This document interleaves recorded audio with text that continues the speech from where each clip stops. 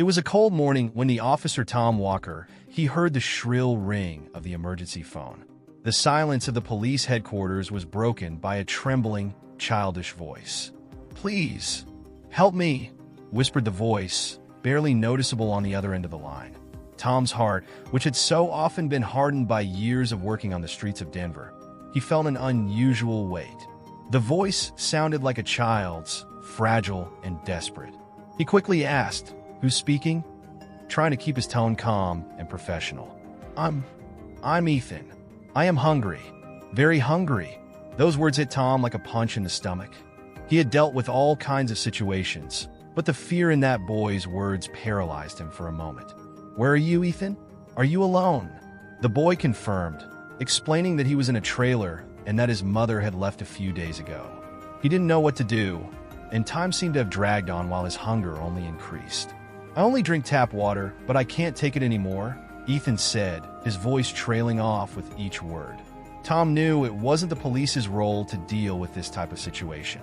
Still, late hours made it impossible to contact social services, and the idea of leaving the boy waiting until morning was unacceptable. He took a deep breath and did what he had never done before. "I'm coming to help you, Ethan. Just hang in there, okay? I promise I'll find you." Before hanging up, the boy tried to describe where he was. He mentioned hearing dogs barking during the day, which made Tom think of an area of town near an animal shelter. He hung up the phone and got up. Without informing his superiors, he called his partner Mike and explained the situation. Mike, ever the skeptic, asked, "Are you sure this isn't a prank?" Tom, however, knew that weak, terrified voice wasn't a lie. They took the car and set off through the dark and deserted streets of the city. The cold wind whistled outside as Tom drove quickly, his mind fixed on Ethan, wondering what he would find when he arrived. A child surviving alone for days, hungry, vulnerable, with no one to care for her. He couldn't shake the thought that time was against them. The silence inside the vehicle was suffocating. Tom and Mike followed the road, crossing increasingly isolated neighborhoods, heading towards the outskirts of the city. Tom's heart was beating fast. He felt the weight of responsibility like never before in his career. Ethan, the name echoed in his mind. Every second that passed felt like another drop of anguish poured into his soul. The streets were deserted, and the darkness made every kilometer covered seem like an endless maze. "Do you think he's still okay?"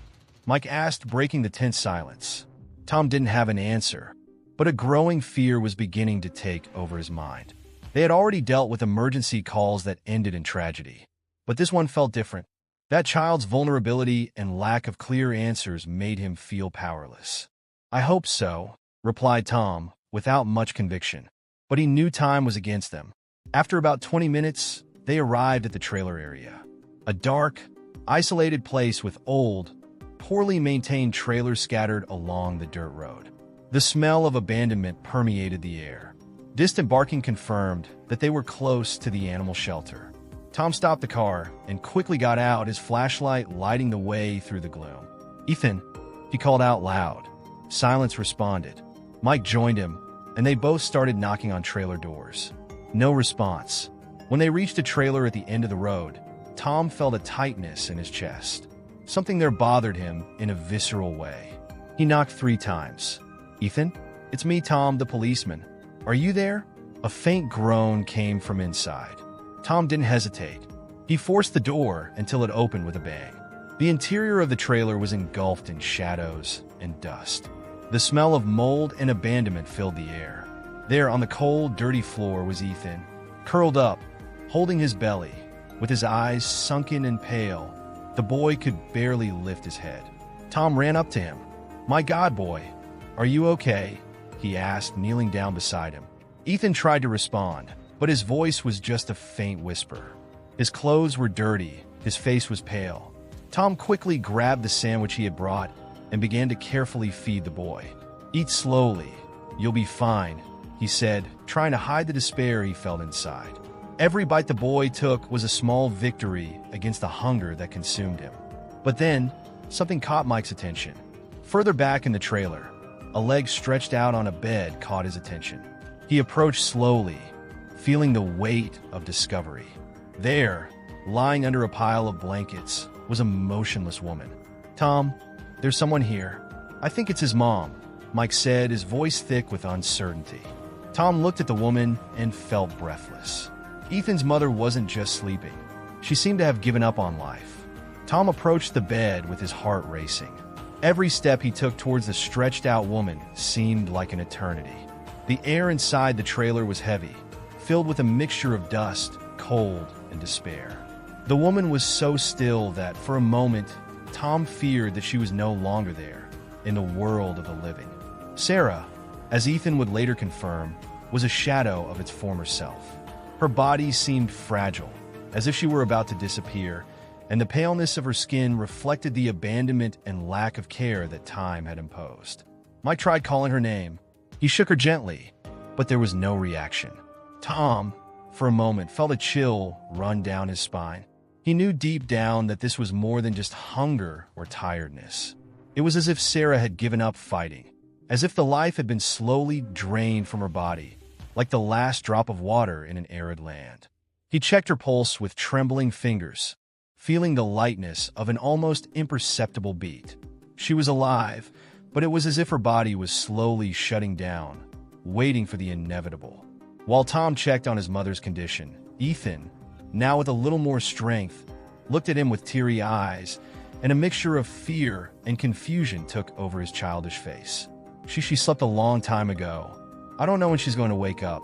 His words sounded like a lament, a cry for help that no one had heard until that moment. Tom, with a heavy heart, took the small sandwich he had brought and offered it to the boy. "Eat more, kid. Everything will be fine." But inside, he wondered how he could keep that promise. The desperation in Ethan's voice was an open wound, something Tom knew he couldn't heal with words alone. Mike quickly left to call an ambulance, leaving Tom alone with Ethan and the woman who, with every second, seemed more distant from life. Silence once again dominated the trailer, broken only by the faint sounds of the boy chewing his sandwich. Tom knew that Ethan hadn't eaten for days, surviving only on tap water, and that raw hunger had driven him to a point of despair that no child should know. Tom watched the boy with attentive eyes. Each bite felt like a fight against his own body, which had been left on the brink of collapse. Ethan ate slowly, with the frailty of someone who didn't know when he would have his next meal. The police officer felt a tightness in his chest, a mixture of anger and sadness. How had someone so small and vulnerable been left alone for so long? How could the world be so cruel? The next few minutes felt like hours as Tom waited for the ambulance to arrive. Ethan, now a little more energized by the food, looked at him and said in a shaky voice, "Do you think she'll wake up? I'm scared that she'll never come back." The words came out in sobs, each one filled with a pain that Tom had never seen in a child so young. It was as if Ethan was already used to the worst, as if he expected that, at some point, everything he loved would disappear. Tom took a deep breath, trying to remain calm. "We'll take care of her, Ethan. She needs a doctor, and we've already called for help. It's going to be okay, I promise." But deep down, he knew the chances were slim. Sarah was in a critical condition, and the uncertainty of her recovery hung in the air like an oppressive shadow. Ethan shook his head slowly, but his eyes remained fixed on his mother, hoping, perhaps, that she would magically wake up at that moment. Tom didn't know what else to say. In his career, he had faced many extreme situations, but this one hit him in a way he had never experienced. There was something about Ethan, something about the way that boy fought to survive, that touched Tom's heart deeply. The ambulance arrived a short time later, and two paramedics quickly entered the trailer. They moved with the efficiency and calm of those who had seen tragedies of all kinds.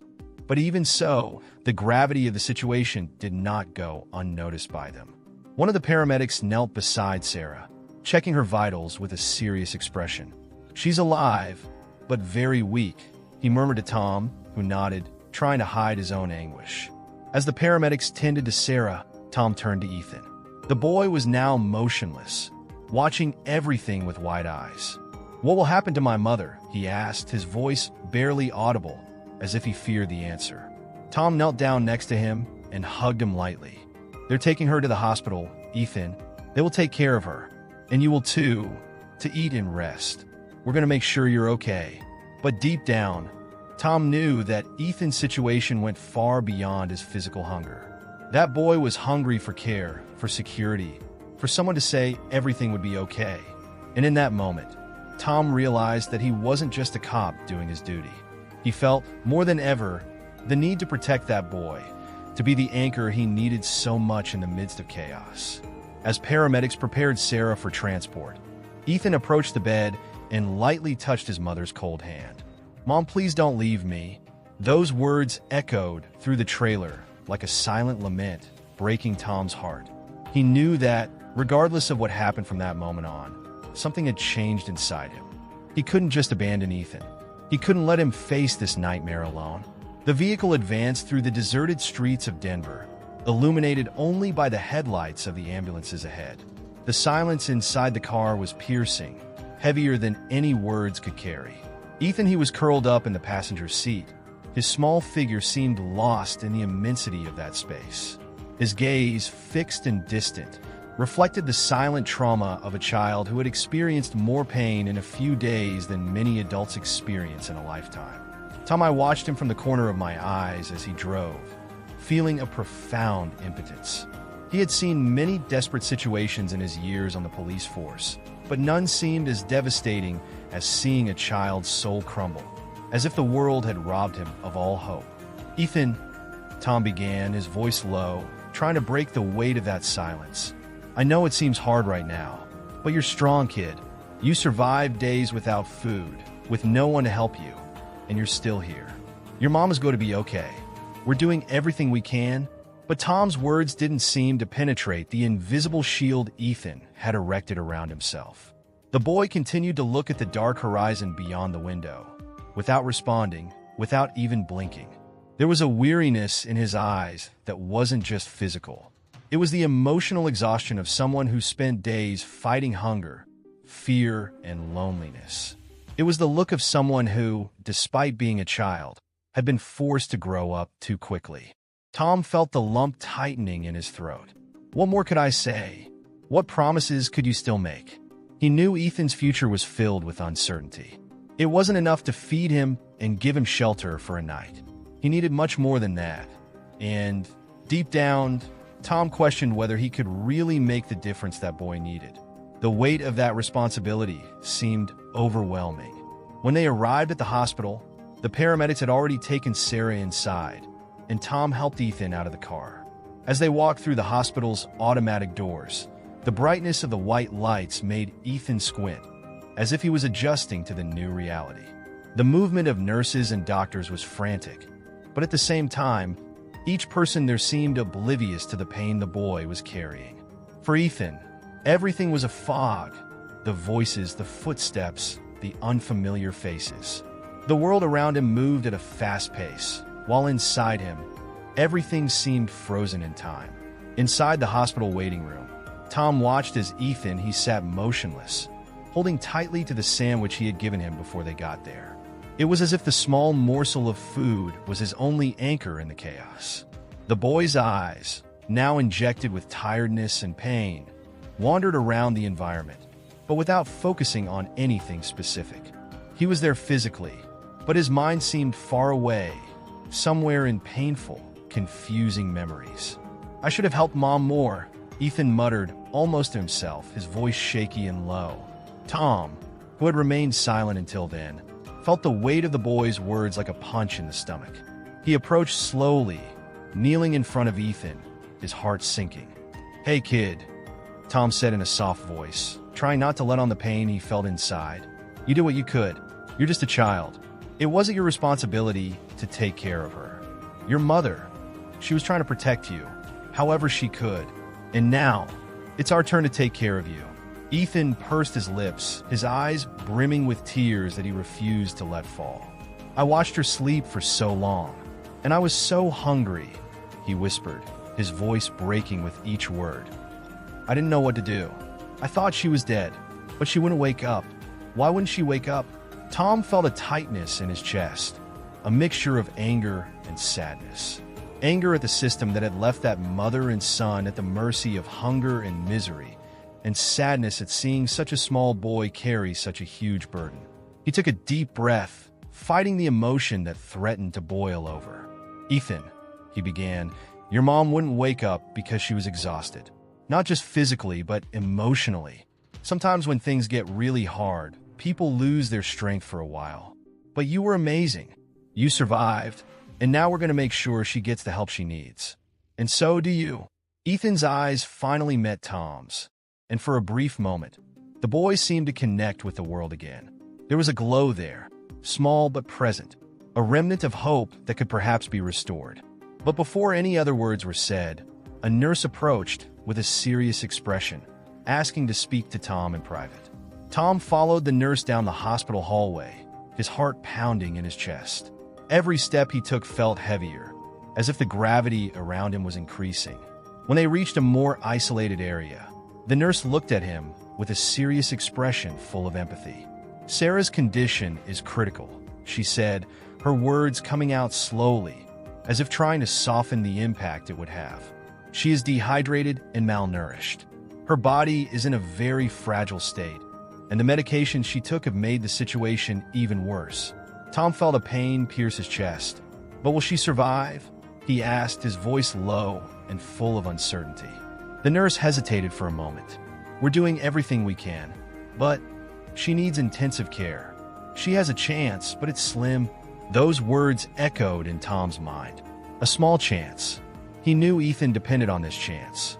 The boy's life, his future, was deeply intertwined with his mother's survival. Tom passed his hand over his face, trying to assimilate the gravity of the situation. It was as if the weight of the world was on his shoulders, and he didn't know if he could carry it. "I'll talk to him," Tom said, his voice hoarse, already imagining the difficulty of telling Ethan that his mother was in a fight for her life. But before he could move, the nurse stopped him, holding his arm gently. "Wait," she said, her voice soft. "Maybe you don't need to tell him everything now. Let him recover a little. He's been through a lot today. We'll take care of Sarah, and you can take care of him." Tom nodded, knowing she was right. But how could she keep hope alive for Ethan without promising the impossible? He returned to the waiting room, where he found Ethan still sitting in the same spot, staring at his hands. The boy seemed smaller than ever, as if he were huddled under the weight of the world. Tom sat next to him, and for a moment, they were both silent, sharing the pain of an uncertainty that consumed them. "It's going to be okay, kid," Tom said, his voice barely above a whisper, trying to believe his own words.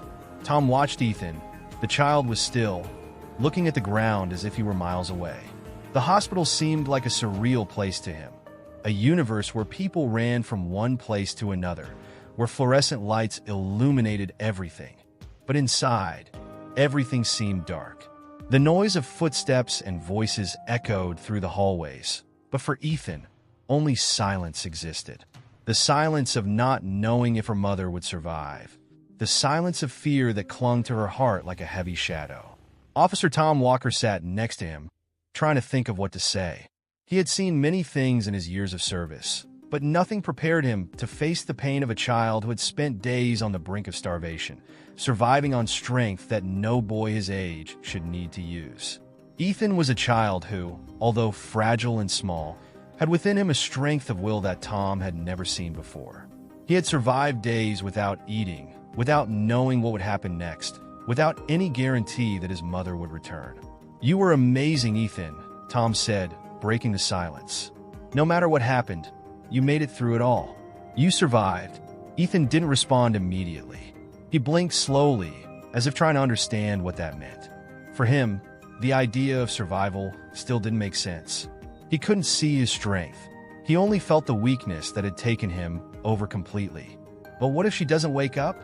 Ethan's question came low, like a lament. What if I don't see her anymore? Tom closed his eyes for a moment. It was the question he feared most. How could I give Ethan an answer that wouldn't completely crush him? "We're going to do everything we can to make sure she's okay," he said, his voice low and controlled.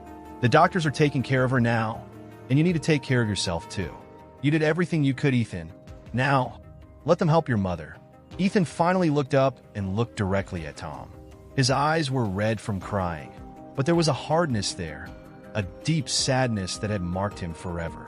"I don't want to go to an orphanage," he said suddenly, his voice breaking. "My mother, if she doesn't wake up, I don't want them to take me away from her." Tom felt his heart sink. He knew what Ethan was thinking, and he also knew that there was a real chance that if Sarah didn't survive, that would be exactly the boy's fate. He had faced similar situations before, but this time was different. This time, he couldn't ignore the voice inside that told him that he couldn't let this boy face all this alone. "You're not going to an orphanage, Ethan," said Tom, more firmly now. "I won't let that happen. I'll take care of you, okay? We'll find a way." Ethan looked at Tom, as if he wanted to believe him, but the fear of losing everything he knew still hung over him. He wanted to trust Tom, wanted to believe he was finally safe. But how could he when his own mother was on the brink of death? The next day, Ethan woke up in one of the hospital rooms prepared for children. He felt the comfort of the soft blanket, a sensation long forgotten by him. The last time he had slept in a real bed seemed like a distant memory, lost in a past he almost no longer recognized. As he rubbed his eyes, trying to shake off the sleep, he realized that Tom had kept his word. He was there, sitting in an armchair next to the bed, watching him with a gentle but tired expression. "Good morning, champ," said Tom with a soft smile. "How are you feeling?" Ethan sat up slowly, feeling his body still sore and weak. "I think better," he replied, still a little uncertain. He looked around, as if he expected to see his mother appear somewhere, but the emptiness of that hospital room was a painful reminder that she was still far from his life, between life and death. Tom seemed to know what the boy was thinking. "The doctors are taking care of your mother. They're doing everything they can." The officer stood up, pulling a chair closer to the bed. "Now it's time for you to recover too, Ethan. I know it's been really hard, but you need to be strong for yourself and for her." The boy nodded, but inside he still felt that deep emptiness. There was something in the air, something he couldn't explain, a feeling that, even if everything went well, nothing would ever be the same again. The hunger he had felt, the loneliness that had consumed him in the last few days, all of this had left scars that he didn't know if they would ever completely heal. Tom tried to fill the silence with some comforting words. He told stories from his own childhood, how his life hadn't been easy either, and how he had found the strength to move on. Ethan listened to him, but his mind was still with his mother, wondering if she was alone somewhere, needing him without him being able to help her. Hours passed. Tom left briefly to speak to the doctors and find out the latest news about Sarah. When he returned, there was a mixed expression on his face, a mixture of hope and uncertainty. Ethan watched him carefully, looking for any sign that indicated what he was about to hear. "The doctor said your mother is stable now," Tom said, sitting down again. "She is still very weak, but they believe she will recover in time." Ethan felt a wave of relief rush through his body, but it was quickly replaced by a new wave of fear. "What if she doesn't make it?" he asked, his voice louder than he intended. "What if she's never the same again?" Tom took a deep breath. "Ethan, I'm not going to lie to you. Things are going to be difficult for a while. Your mother is going to need a lot of care and patience, and some things may never go back to the way they were. But she's going to need you. She's going to need you, of your strength, of the same strength you used to survive these days." Ethan looked down at his hands, still remembering the pain in his empty stomach, the fear of each night alone in the trailer. He didn't know if he had the strength to be strong again, but one thing he knew: he didn't want to lose his mother. Weeks passed. Sarah remained in the hospital, still in a state of recovery, but with slow and steady improvement. Tom had gotten special permission for Ethan to stay with him and his wife during that time. The idea of going to an orphanage had disappeared, at least for now. Tom and his wife, Lisa, became attached to Ethan in a way that the boy himself never imagined possible. Their home was small but warm, and for the first time in a long time, Ethan felt safe. He had a comfortable bed, regular meals, and most importantly, he had people around him who cared about him. Lisa was a kind woman who treated him as gently as she did Tom, and Ethan was beginning to feel like he had somehow found a new family. However, he never forgot his mother. Every day after school, Tom took him to the hospital to visit her. Sarah was increasingly aware, and her eyes lit up whenever she saw Ethan enter the room. One day, during one of these visits, Sarah, still weak, held Ethan's hand tightly. "I'm sorry, my son," she said, with tears in her eyes. "I failed you. I should have been stronger, but I ended up getting lost in the middle of it all. You were so brave." Ethan didn't know what to say. He just squeezed his mother's hand, holding back the tears that threatened to escape. "It's okay, Mom. You're here now. That's what matters." Tom watched the scene with a lump in his throat. He knew those emotional wounds would take time to heal, but in that moment, there was a peace between mother and son that he had never seen before. The connection they both shared now seemed stronger than ever. When Sarah was finally discharged, Tom took her back to the trailer. He helped set everything up while Lisa prepared a meal for everyone. The trailer, which had previously seemed gloomy and empty, was now a place full of life again. Ethan ran around the small space, helping his mother organize the few things they had, while Tom and Lisa looked on with proud smiles. Life would still be difficult, no one had any doubts about that. But now, Ethan knew that no matter the difficulties, he had people by his side. He had survived the worst, and from that moment on, his life would no longer be marked by fear and hunger, but by the hope of a new beginning. Tom and Lisa would continue to visit them frequently, and deep down, Ethan knew that this new family he had found would never abandon him. They were, in a way, responsible for giving him and his mother a chance to start over. Did you like the story? Subscribe to the channel and leave your comment. We are always open to your suggestions in the comments to improve and bring you more and more exciting stories. And don't miss the next incredible story we suggest at the end of this video. Check it out. If this story captured and moved you, don't forget to like the video, share with those who love intense stories like this, and subscribe to our channel. Your participation is essential for us to continue bringing more narratives that will surprise you and stir your emotions. Don't miss the next chapter of this incredible journey.